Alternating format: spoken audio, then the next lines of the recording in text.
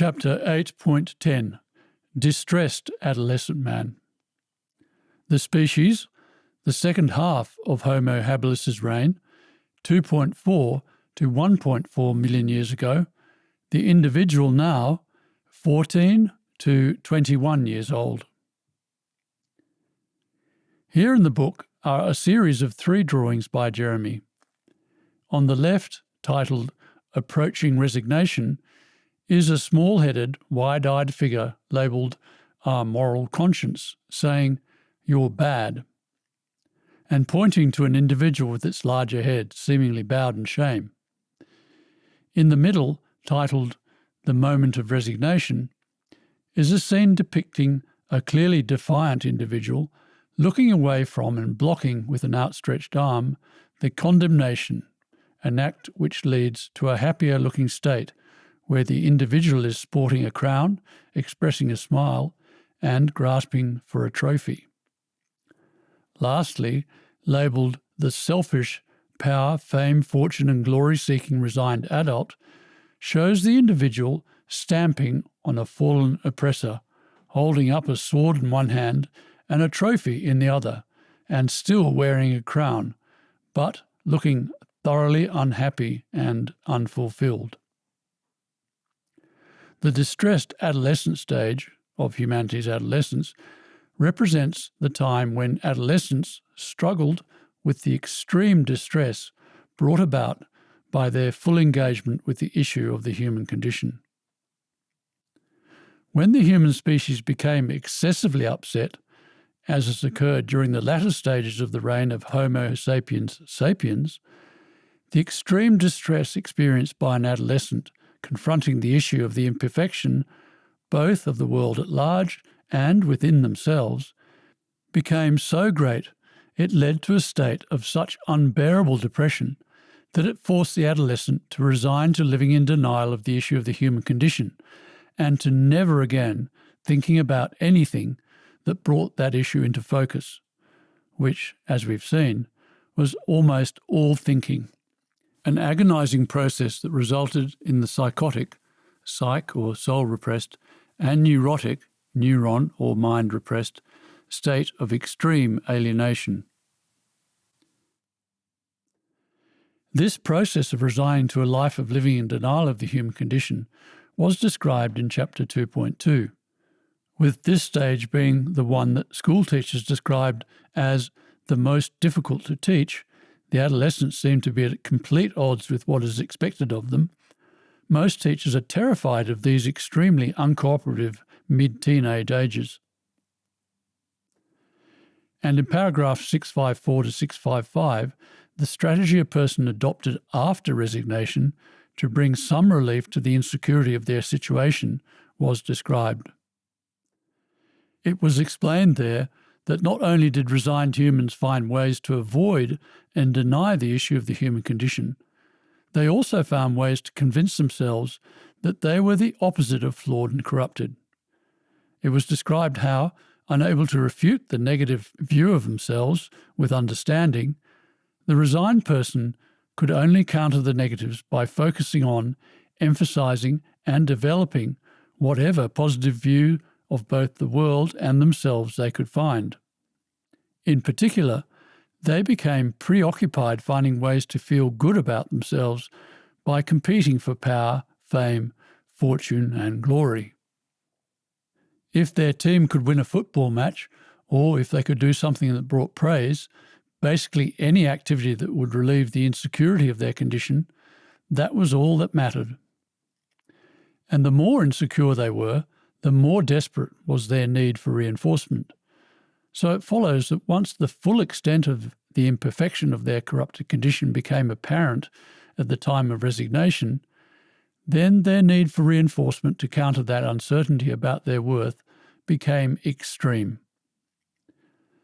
After resignation, the ego or conscious thinking self became extremely selfishly focused or centred on the need for reinforcement and relief from criticism.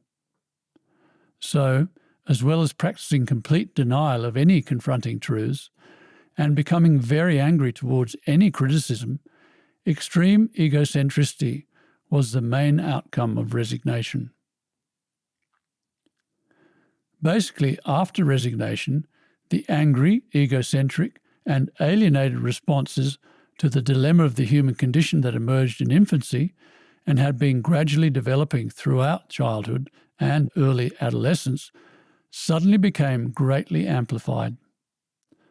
So much so that the self-worth embattled, heroic mantra of the resigned person became one of "give me liberty from criticism" or "give me death."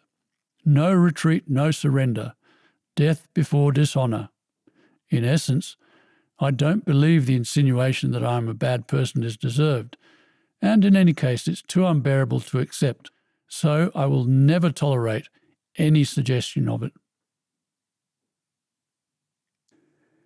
In the case of humanity's journey, resignation would not have become the key feature it is in virtually all adult lives today during the time of Homo habilis or the Homo erectus representatives of the next adventurous early adulthood stage of humanity's adolescence, or even the subsequent Homo sapiens representatives of the angry adulthood stage of humanity's adolescence.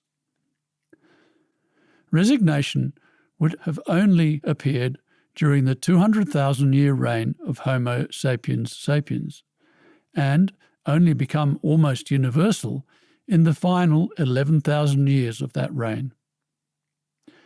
This is because it is the upset from the lack of nurturing in infancy and early childhood that makes self-confrontation during the thoughtful early adolescent stage overwhelmingly depressing.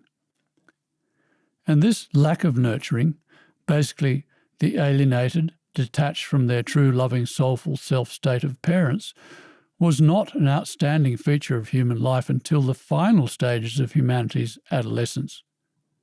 The upset from a developing mind's own efforts to self-adjust, while distressing and even depressing, was not sufficient to cause the mind to have to pay the very high price of blocking out our instinctive self or soul's happy, all-loving, and all-sensitive world because of the condemning expectation that gave rise to, that we should still be behaving in that all-loving, cooperative, selfless way.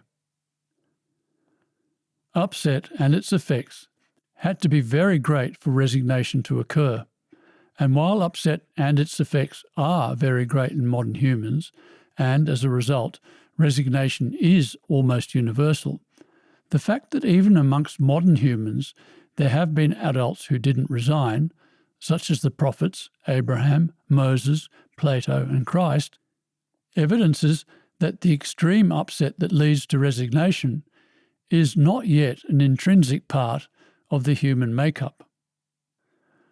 Further, for adult members of the relatively innocent representative races of Homo sapiens sapiens living today, such as the Bushmen of the Kalahari and the Australian Aborigines, to be as happy and full of the zest and enthusiasm for life, and as generous, selfless, and free in spirit as numbers of them are, or at least were, when they still were living as hunter-foragers, means that many of them must not have resigned.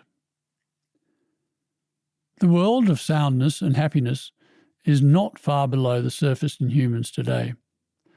So while there must be a degree of genetic adaptation to a resigned, soul-destroyed existence in humans now, a sound, sensitive and happy life is retrievable for all humans. What is presented in Chapter 9 will evidence that this is true. Resignation, with all the soul-dead, insensitive and must-prove-yourself mean and unsatisfying life that went with it, is fundamentally a mental, psychological condition, not an immutable genetic condition. So you can choose to leave that insecure, embattled, insensitive, mean and unhappy life behind. In Chapter 9, it will be explained that while it will take a number of generations for the psychological rehabilitation of the human race to be completed, all humans can immediately leave the soul-repressed, insensitive, denial-committed and thus extremely alienated, selfish and egocentric power, fame, fortune and glory-seeking resigned life, and become part of the secure, happy, human condition and resignation-free new world that understanding of the human condition now makes possible. While any human living today will be to a significant degree genetically adapted to living with upset, and will therefore be, to a significant degree, soul-destroyed and alienated, it was the process of resignation that largely killed off access to our soul and made humans virtually totally mad. Sufferers of the dead 50 feet of solid concrete state of alienation from our soul that R.D. Laing spoke of. See paragraph 123. But again, even though there has to be, after living in a state of upset for some 2 million years, a significant degree of alienation in humans now, the wonderful reality is that once a person is free from the alienating denial that accompanies resignation and free from anxiety about the state of the world, they will be immensely happy and well-adjusted, as is described in Chapter 9.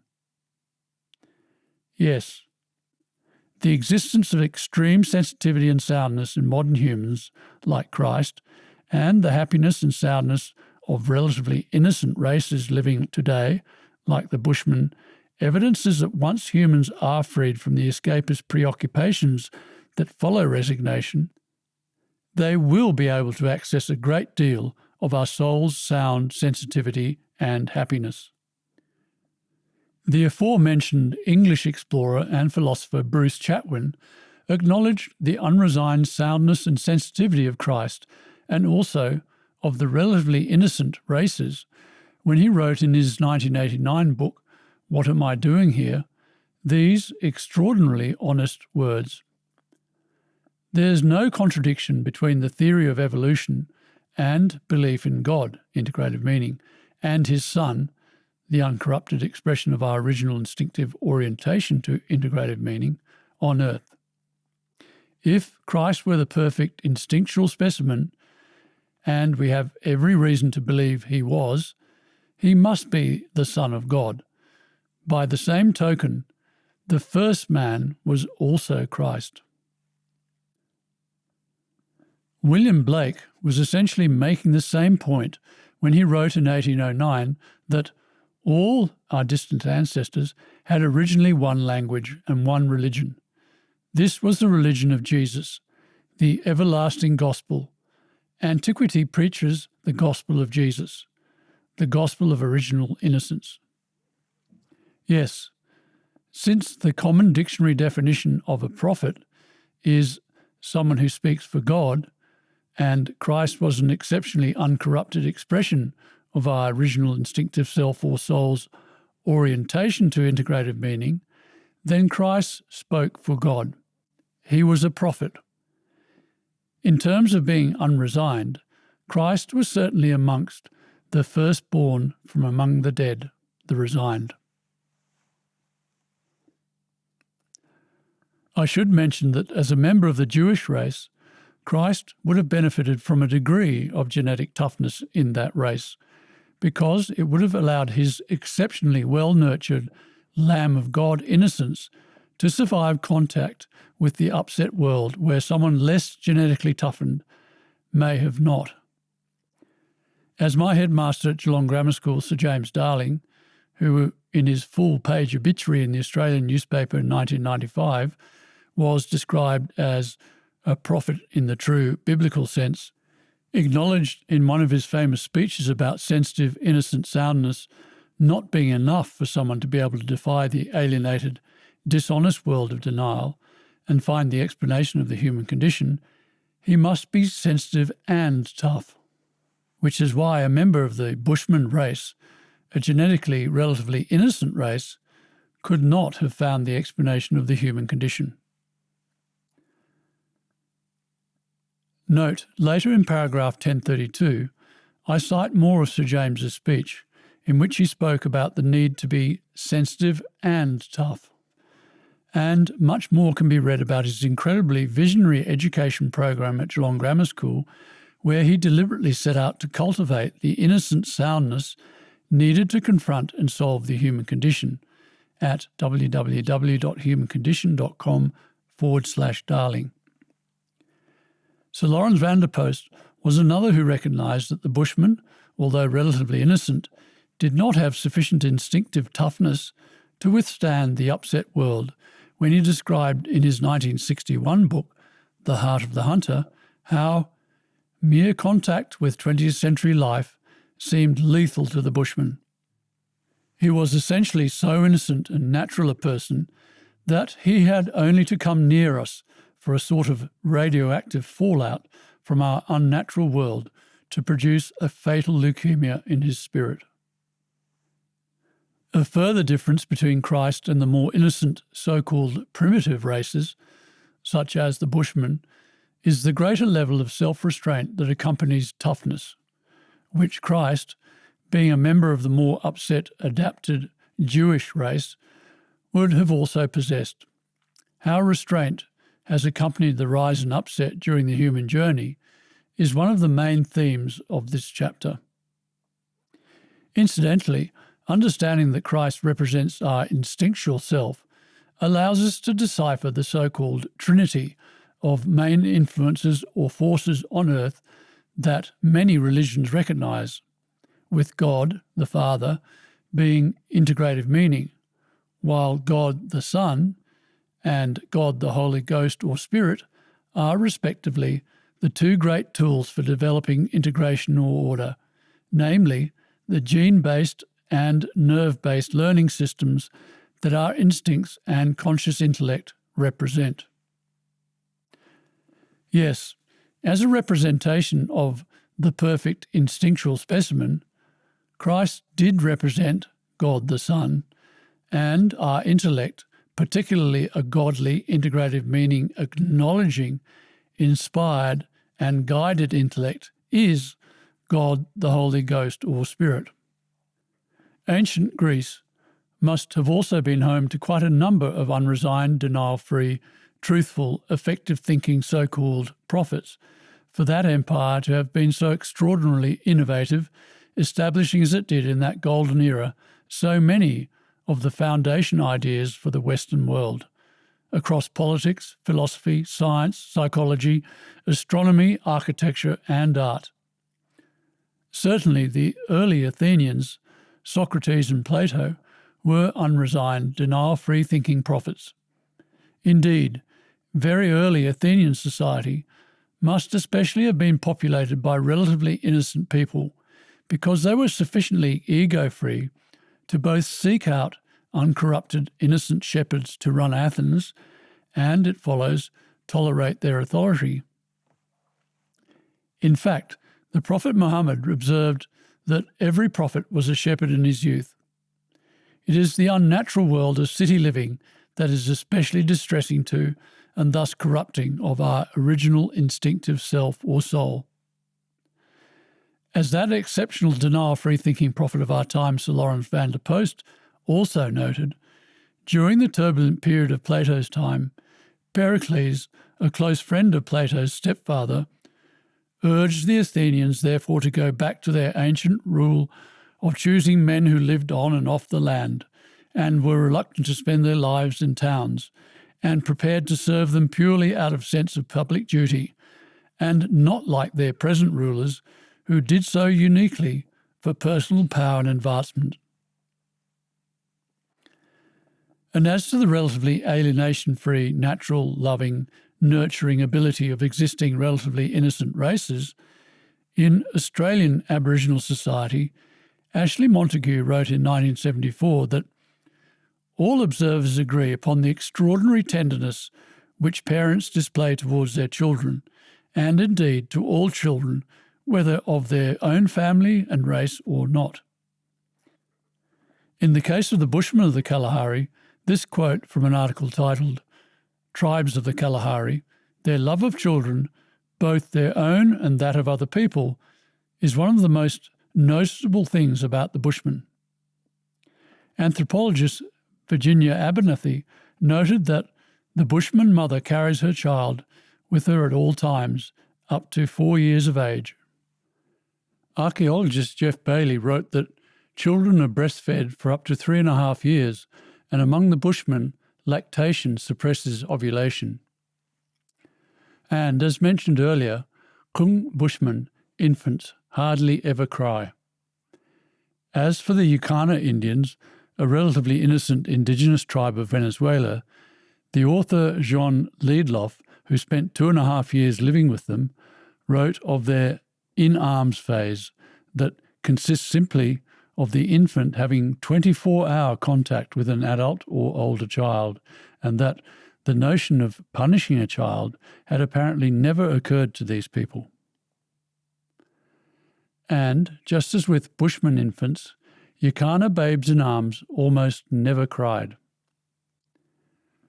On a similar note, a report on the studies of natural living, more innocent and nurturing societies undertaken by the dentist and nutritionist Dr. Weston Price offered these insights. For the next 10 years, during the 1930s, he, Dr. Price, travelled to various isolated parts of the earth where the inhabitants had no contact with civilization, in order to study their health and physical development.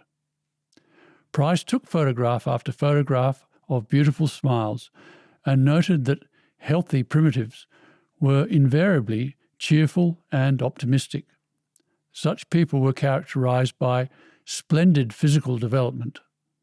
The women gave birth with ease.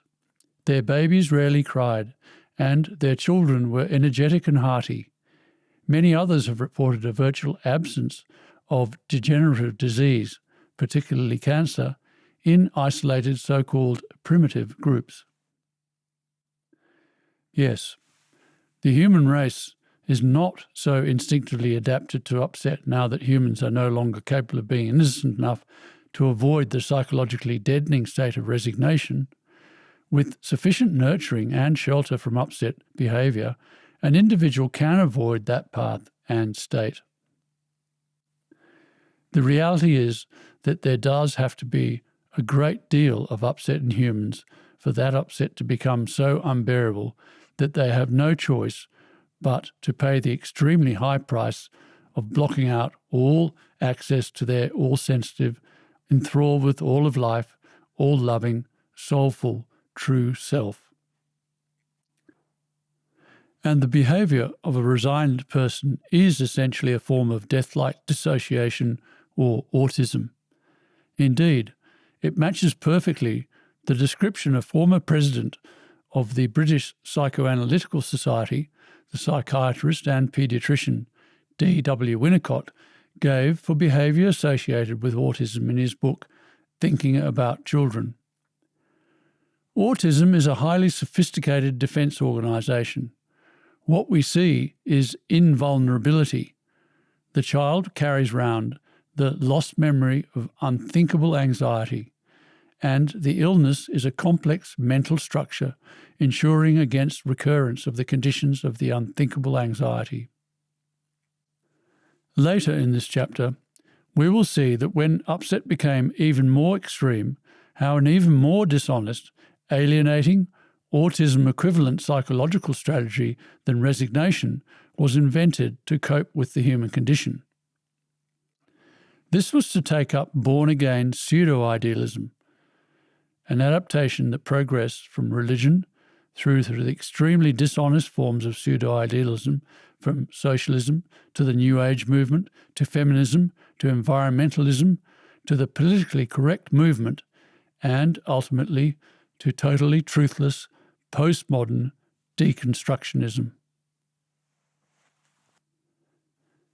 Since it requires a great deal of upset for resignation to become unavoidable, we can, as mentioned earlier, expect that it has only become an almost universal phenomenon amongst adult humans from about 11,000 years ago, when the advent of agriculture and the domestication of animals brought humans together in close proximity, the effect of which, as will be talked about in paragraphs 848 and 905, was to rapidly spread and compound upset behaviour.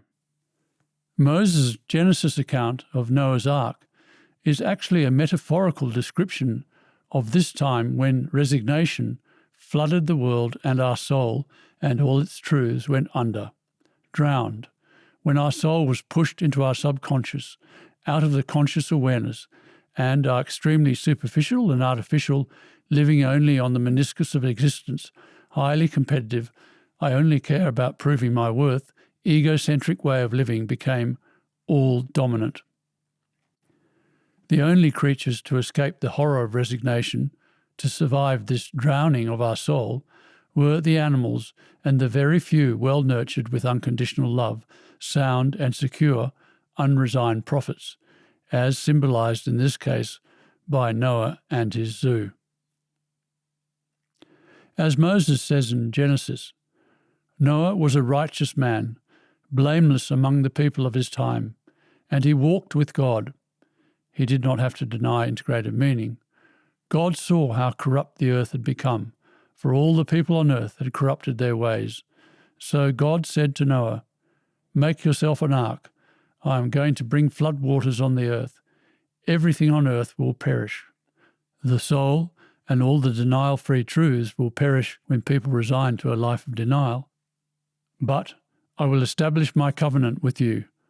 But from here on, prophets will have to preserve the truth of integrated meaning and all the other great truths that relate to it. "And you will enter the ark. Go into the ark, don't resign, you and your whole family, because I have found you righteous in this generation." In the 1866 etching titled "The Dove Sent Forth from the Ark," that appears below paragraph 751, Gustave Doré depicted Noah's Ark lying grounded on a hill from which the waters have receded, revealing dead people littered everywhere, and, as was pointed out earlier, resignation is a form of death. As shown in Doré's etching, the dove that Noah sent out to see if the waters had receded kept coming back because the world was still flooded. Resignation was still universal, because it is only now, with the human condition finally understood, that the need to resign can end. The time that Moses prophesied would eventually be possible when the dove will never need to return to the ark. So Moses knew all about resignation, including how it became all but universal, and, as with his accounts of Adam and Eve and Cain and Abel, the deeper significance of which will be explained in paragraph 906, he used a story to pass down that knowledge through generations of humans who were resigned to living in denial of the true nature of the human condition. Moses, who wrote not just Genesis, but the first 5 books of the Bible, was certainly an exceptional, unresigned, denial-free thinking prophet. To think people have actually searched for remnants of an ark and tested ice cores from glaciers and seabeds in the Black Sea for proof of a great flood in the past, as if the story depicted an actual event rather than the metaphor or allegory it really is. Understandably, however, in a development that will be elaborated upon in Chapter 8.16i, the more upset and thus insecure humans became, the less they could afford to confront the truths contained in religious scriptures, and the more they needed to interpret their contents in literal and fundamentalist ways. God is actually a person sitting in the clouds somewhere. Christ was actually physically resurrected from death. Christ's mother was actually a virgin. Abraham actually considered murdering his son. Judgment Day actually heralds an afterlife in which some unlucky souls will be judged as evil and burnt in a fiery pit, etc., etc.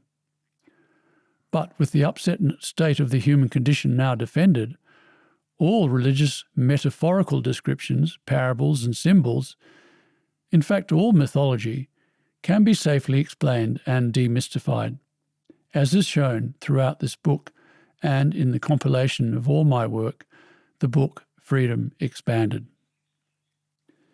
Indeed, with understanding of the human condition found, the Bible's entire contents can be fully demystified now, an exercise that will likely amaze the reader because they will discover that, unlike all the libraries of denial-complying books in the world, The Bible is a repository of extremely rare denial-free truth.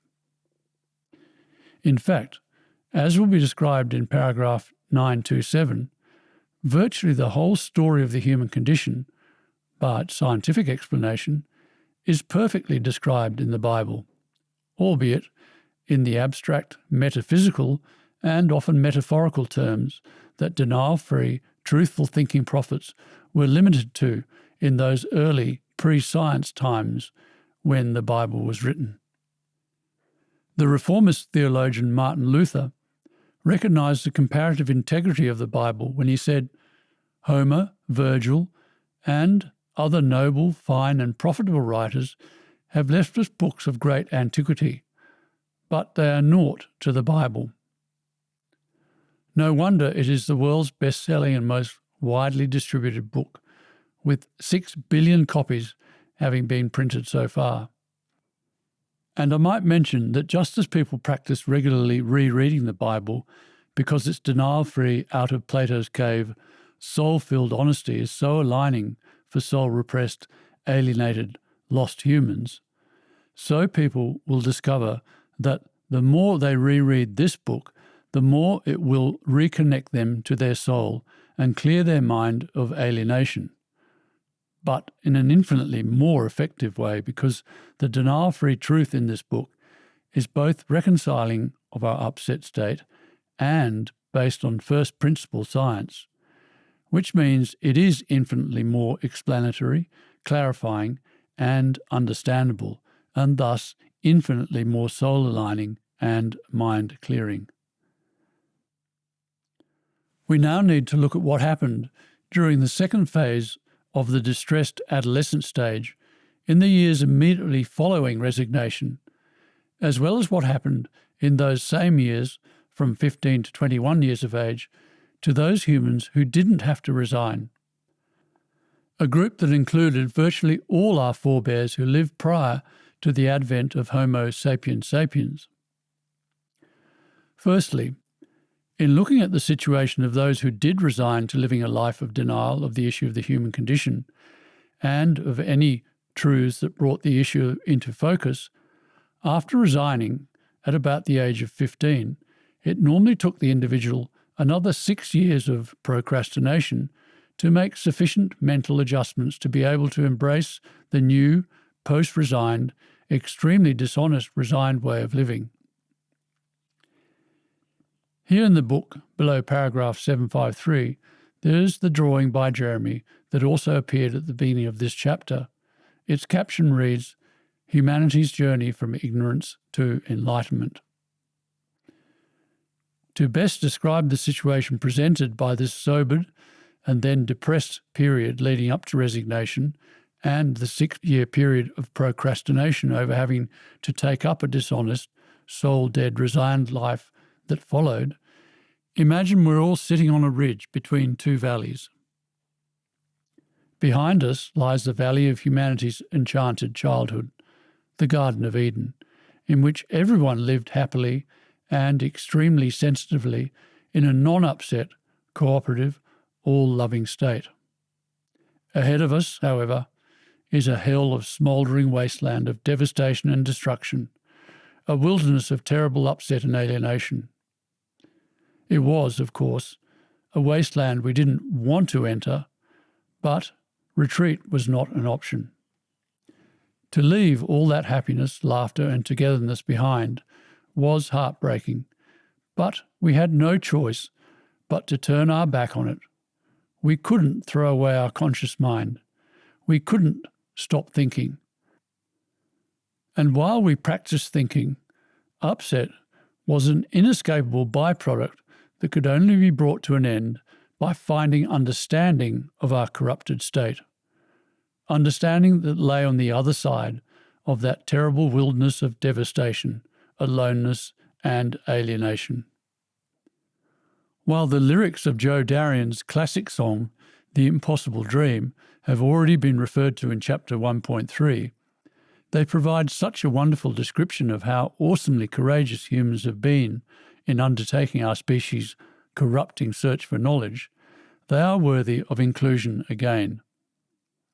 to dream the impossible dream of one day in the far future, which has now arrived, finding the redeeming understanding of the human condition, to fight the unbeatable foe of our ignorant, ideal behaviour demanding instincts, to bear the unbearable sorrow, to run where the brave dare not go, to right the unrightable wrong of being unjustly criticised, to love pure and chaste from afar, to try when your arms are too weary, to reach the unreachable star. This is my quest, to follow that star, no matter how hopeless, no matter how far, to fight for the right without question or pause, to be willing to march into hell for a heavenly cause. And I know if I will only be true to this glorious quest, that my heart will lie peaceful and calm when I'm laid to my rest. And the world will be better for this, that one man scorned and covered with scars still strove with his last ounce of courage to reach the unreachable star. In short, there was no retreat for the resigned adolescent.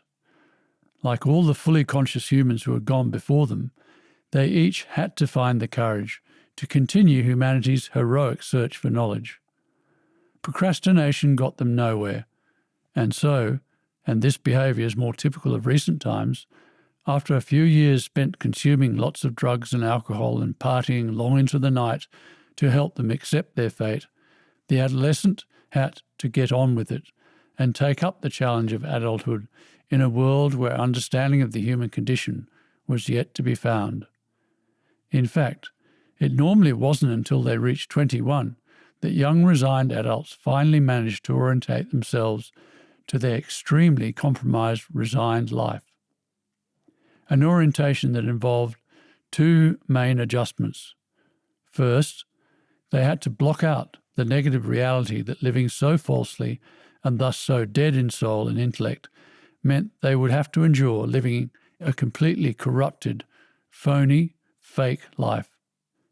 And second, they had to train their mind to block out all memory of the innocent childhood state and focus on whatever meagre positives they could eke out in the journey ahead.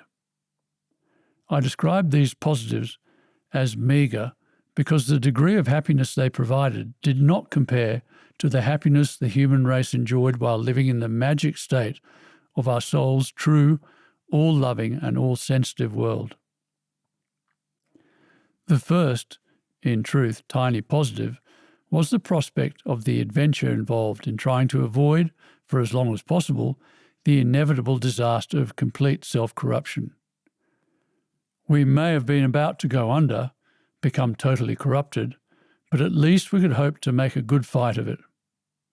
In fact, as will be described shortly, by the age of 21, young resigned adult men in particular could have so blocked out the truth of another ideal, soulful, integrative true world, and so adopted belief in a selfishness justifying, competitive, survival of the fittest meaning to life, that they deluded themselves that winning power, fame, fortune and glory would genuinely bring them validation, prove that they actually were good and not bad. The second tiny positive in the resigned existence was romance, the hope of falling in love, which, as will be described in paragraph 786, can now be understood as the hope of escaping reality through the dream of ideality that could be inspired by the neotenous image of innocence in women. Although these two positives were tiny, resigned adolescents gradually built them up in their mind to the extent that they became all-consuming.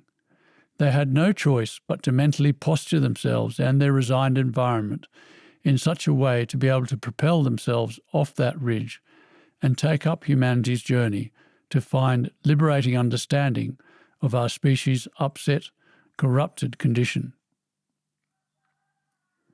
We now need to look at the journey into adulthood and beyond of those individuals who didn't resign, a group, as stated earlier, that included virtually all those forebears who lived prior to the emergence of Homo sapiens sapiens, and even most members of Homo sapiens sapiens, since resignation only became almost universal during the last 11,000 years of Homo sapiens sapiens' reign.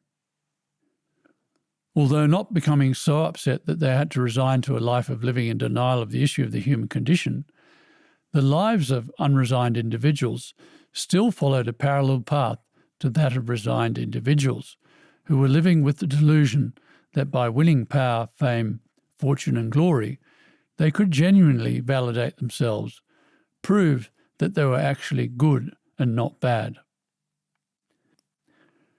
The reality of the resigned path, however, was that those on it were inevitably bound to discover that power, fame, fortune and glory couldn't bring them any real validation, but merely resulted in them becoming more upset and thus more insecure about their meaning and worth, and thus more dissatisfied.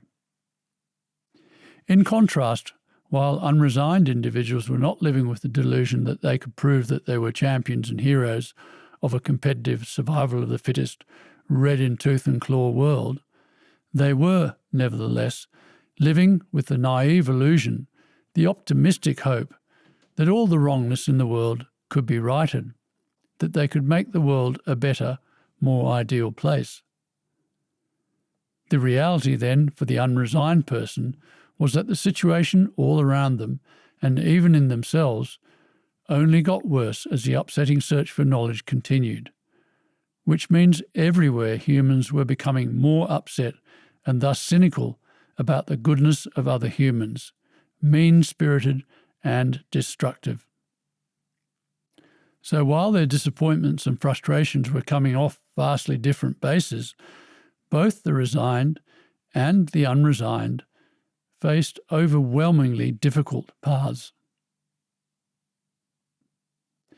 In the situation, however, where most of the population were resigned, as has been the case during the last 11,000 years, the overwhelming problem for the unresigned person was that the resigned state of complete dishonesty and aggressive competitiveness was a total mystery to them. Because those who were resigned to living a life of extreme dishonesty and deluded competitiveness could never admit they were doing so. It was the silence of the resigned state that was the most destructive of innocence, be that in children or unresigned adults.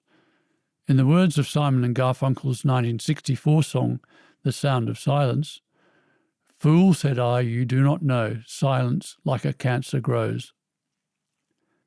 The reason Roald Dahl's children's books have been so immensely popular, his sales exceed 100 million, making him one of the best-selling fiction authors of all time, is that even though his stories of child-eating giants, etc., seem ghastly to the resigned, dishonest, upset-denying adults, to children, their admission of the extreme imperfection of the world of adults is phenomenally relieving.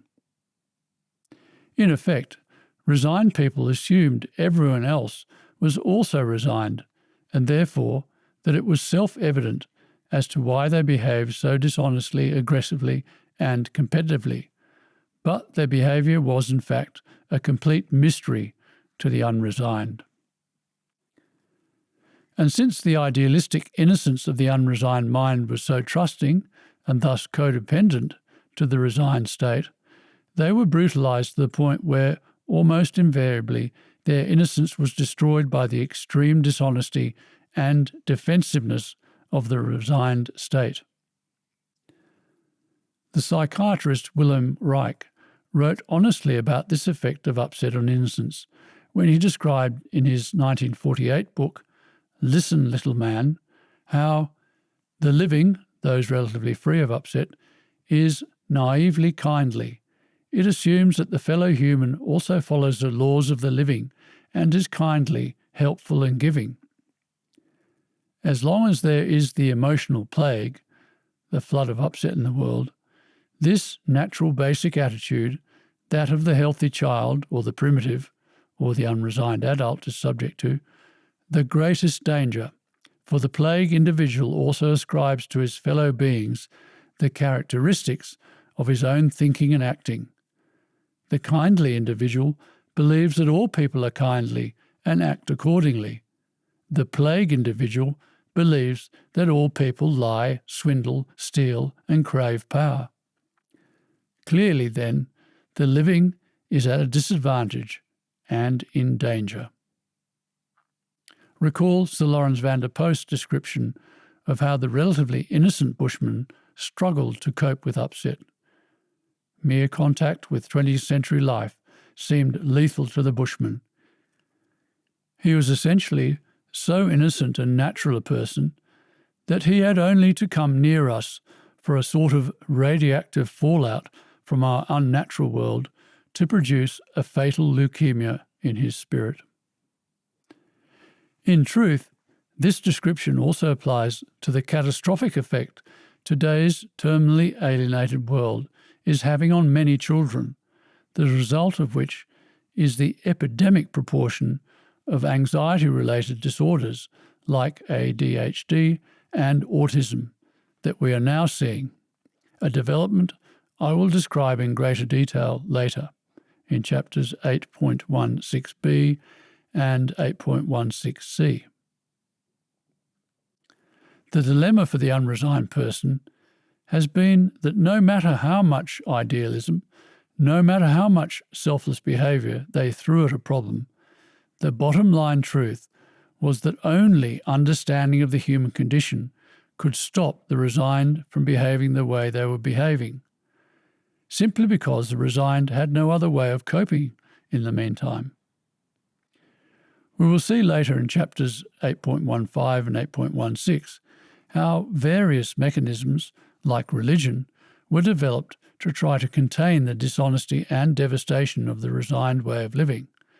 But ultimately, such measures were limited in their effectiveness. I might mention here that I am able to describe the agonies of the unresigned life because that has been my personal situation, as evidenced by my ability to think freely about and write at length about the human condition. For if I was resigned to living in denial of the human condition, I obviously wouldn't be able to confront the subject.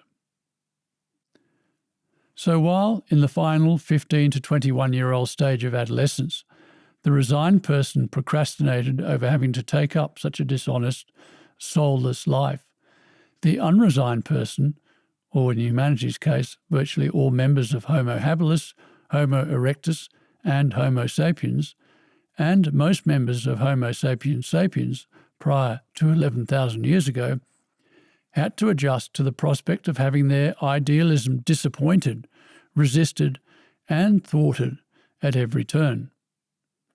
For the unresigned, facing that valley of devastation was just as difficult in its own way as it was for the resigned, and, like the resigned, they had no choice but to accept that fate. And just as the resigned used those years between 15 and 21 to condition themselves to taking up the challenge of marching into hell for a heavenly cause, so too did the unresigned. The adventure for the unresigned was to see how much they could resist the corruption in the world, and if not change it, then at least contain it. And the unresigned also used romance to inspire their horrifically difficult and, as resignation became all but universal, increasingly lonely undertaking. And so, after an initial period of mental adjustment, both the resigned and the unresigned entered their 20s with a determination to make a difference, even if both realities were bound to become overwhelmed by the horror of life under the duress of the human condition. Because, in truth, the few meagre positives available while living with the horror of the human condition meant that an enjoyable life was very short. As Bruce Springsteen described in his 1984 song, Glory Days. I had a friend was a big baseball player back in high school. Saw him the other night at this roadside bar. All he kept talking about was glory days. Well, they'll pass you by, glory days, in the wink of a young girl's eye, glory days. There's a girl that lives up the block. Back in high school, she could turn all the boys' heads. Her husband, Bobby, well, they split up. I guess it's 2 years gone by now. We just sit around talking about the old times. Glory days. Well, they'll pass you by. The courage of all humans who have lived during humanity's heroic 2 million years in adolescence, during which time they had to face the inevitability of total self-corruption and frustrated despair by the end of their lives, has been so immense it is, and possibly will be for all time, out of reach of true appreciation. And, thank goodness, all that heroic effort has finally produced the understanding of the human condition that ends that 2 million year journey of horror. In particular, we can see that since it was our silence, our denial, our alienation that was the main cause of the destruction of innocence in both new generations of humans and in more innocent races, it follows that the primary way to end the destruction of the innocence in new generations and, in the more innocent races, bring to an end the alcoholism and other degradations in the lives of Australian Aboriginals, the Bushmen of the Kalahari, Amazonian Indians, etc., is to end all that denial about the corrupted state of humans. It is the full truth about the human condition, which can now at last be explained and thus safely admitted, that not only sets those who are corrupted free from the human condition, it also saves those who are becoming corrupted from the fatal leukemia of their spirit that Sir Lawrence van der Post wrote about. The catcher in the rye that Holden Caulfield wanted to be in order to save innocent children from the human condition, see paragraph 118, is the same catcher that is needed to save more innocent races. As the saying goes, honesty is therapy. And it is the explanation of the human condition and the honesty it makes possible that cleanses all human situations everywhere. As Cat Stevens wrote and sang in his 1971 song, Changes 4, breaking down the walls of silence, the denial, is what brings about the lifting of the shadows from everyone's mind.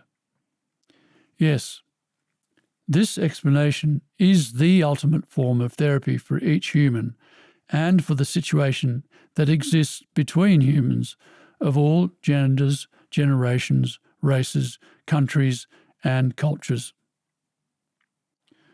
On this note, it should be pointed out that while manufacturing concern for Indigenous races was one of the favourite ways supporters of the pseudo-idealistic left-wing used to make themselves feel good and thus relieve themselves of the agony of their unbearably corrupted condition, the whole act was based on dishonesty, on deluding yourself you were good, and by inference uncorrupted. In fact, it was just such dishonesty about the corrupted state of humans that was so destructive of innocence. As such, supporters of the left-wing approach were doing the very opposite of trying to help and support Indigenous people. Later in Chapter 8.16q, when the extreme danger of pseudo-idealism is made more apparent, we will see Nietzsche's reference to many sickly people who have a raging hate for honesty, and Sir Lawrence van der Post's reference to liberal socialist elements that are not honest with themselves. They feel good by being highly moral about other people's lives, and this is immoral. Also included in that section is Christ's warning about those who conceal their extreme upset behind pseudo-idealistic causes in order to delude themselves that they are sound and ideally behaved people who are leading others to a sound and ideal world. Beware of false prophets. They come to you in sheep's clothing, but inwardly they are ferocious wolves. But to return to my point, The fact that humans have had to resort to such extreme delusion and dishonesty as this to cope with their corrupted condition is really just a further reflection of how incredibly courageous the whole human race has been in marching into hell for its heavenly cause.